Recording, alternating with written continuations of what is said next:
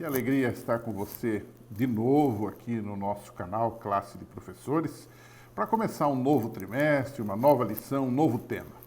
Nessa ocasião, estaremos analisando o tema que passa como um fio durante toda a Bíblia, que é o tema da aliança, que é o contrato de Deus com os seres humanos, visando amá-los, perdoá-los e salvá-los. Em resumo, seria isto. Aliança, também chamada de o concerto, os latinos chamam de testamento. E nesse trimestre nós vamos fazer um apanhado geral deste tema em toda a Bíblia. Nós vamos perceber, por exemplo, que a aliança é algo que Deus fez desde Adão e Eva até o fim, até a igreja atual.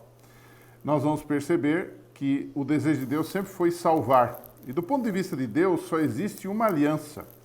É claro que ela foi sendo adaptada, foi sendo confirmada no decorrer dos anos com diferentes personagens. É o que veremos nesse trimestre. Mas a lição de hoje, a lição número 1, ela começa com a necessidade da aliança. Ela começa com a criação, com a queda, com a entrada do pecado e a necessidade de Deus fazer esse contrato, essa aliança de salvação e de vida eterna e de perdão com o ser humano e de obediência também. Então, nós começamos dizendo que Deus criou tudo perfeito. O que aconteceu com essa perfeição? Essa é a grande pergunta. E a partir do momento que essa perfeição foi quebrada, nós já sabemos de antemão,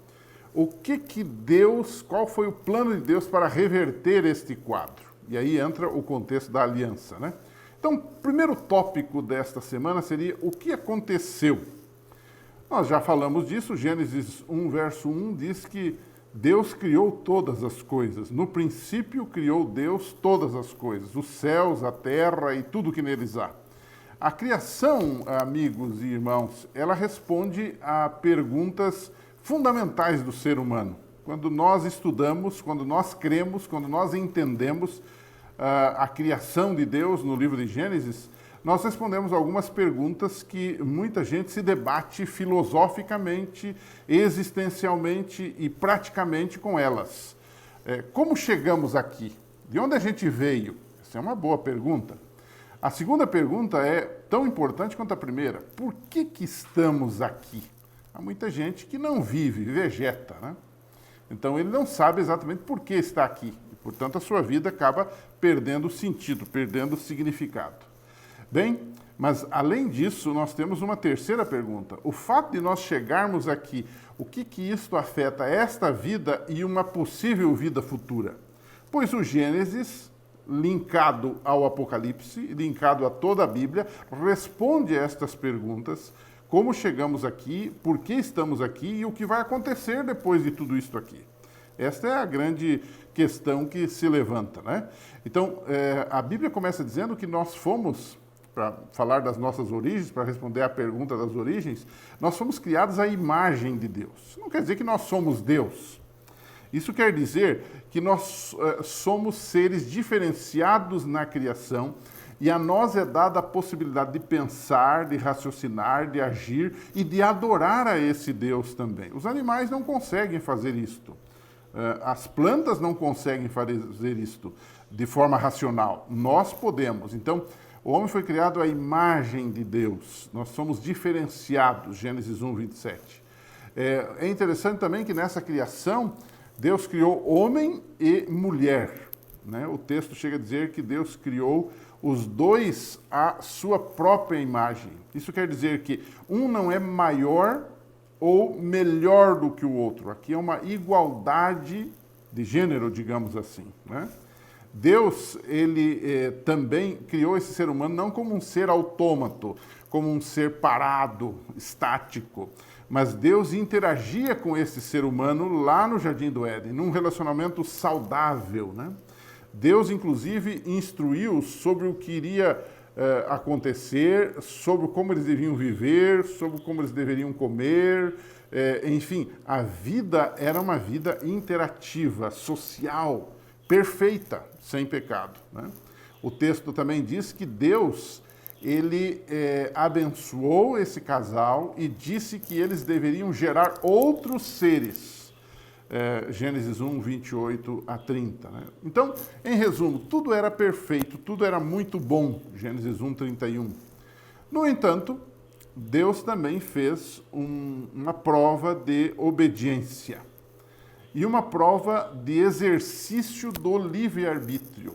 Nós conhecemos a história, que está em Gênesis 2, versos 16 e 17, quando Deus diz: de todas as árvores do jardim vocês podem comer livremente do fruto, porém, desta que está aqui no meio, vocês não podem comer deste fruto. Não é? Aquele fruto não tinha nenhum enzima, não tinha nenhum veneno, não tinha nenhum chip que iria rastrear a vida deles, mas aquele fruto podia ser o fruto de qualquer espécie, representava a obediência ou a desobediência, o bom uso, o correto uso do livre-arbítrio, da liberdade, ou o mau uso da liberdade. E aí nós sabemos o que aconteceu.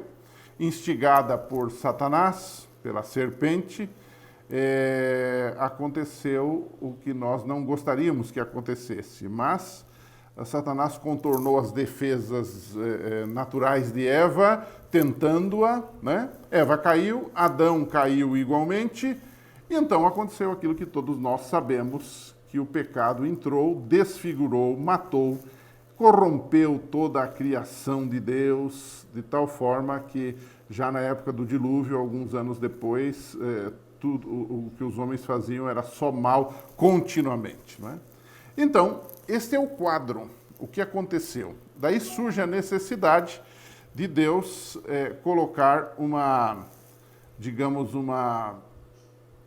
algo para solucionar esse problema de imperfeição, de pecado, de ruptura que houve no relacionamento entre Deus e ele, e entre os seres humanos também entre si. Qual foi o plano, então? Tópico 2.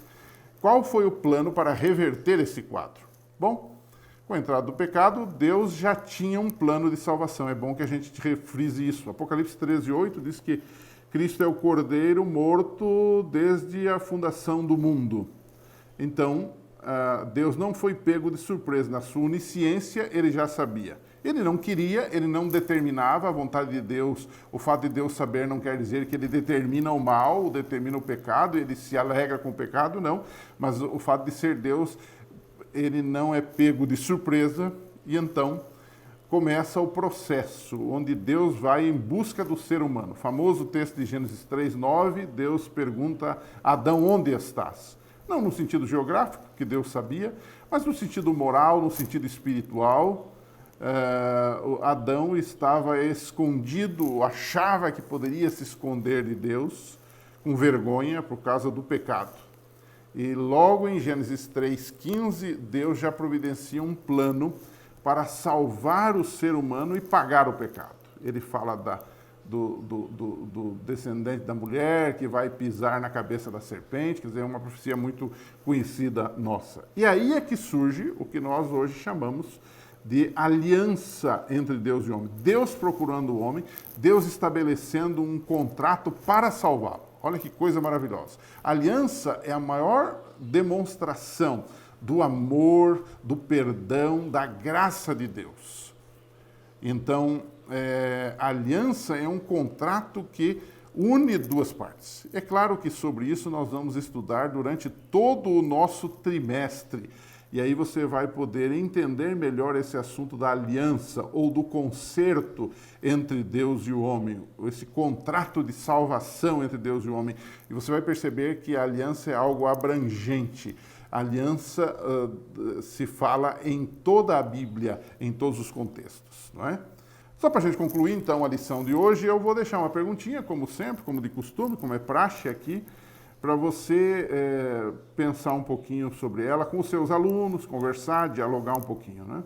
Entre o criacionismo, que é a crença que entende que o homem foi criado por Deus e que responde às perguntas inquietantes do ser humano, entre o criacionismo e o evolucionismo, que exclui Deus da origem humana, o homem veio a existir por processos lentos, complexos e etc. e tal, qual dos dois sistemas nos dá maior esperança? É claro que nós já temos a resposta. A resposta está na palavra de Deus, mostrando-nos que o fato de entendermos um Deus criador nos dá maior esperança, sólida esperança. Né?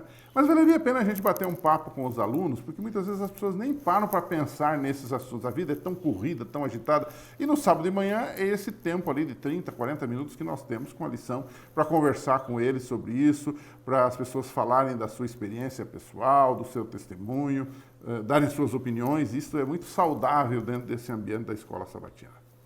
Pense nisso, estude isto, mantenha-se ligado nesse canal, divulgue aos seus amigos e a semana que vem, se Deus permitir, estaremos de volta com a lição número 2. Um abraço e até lá.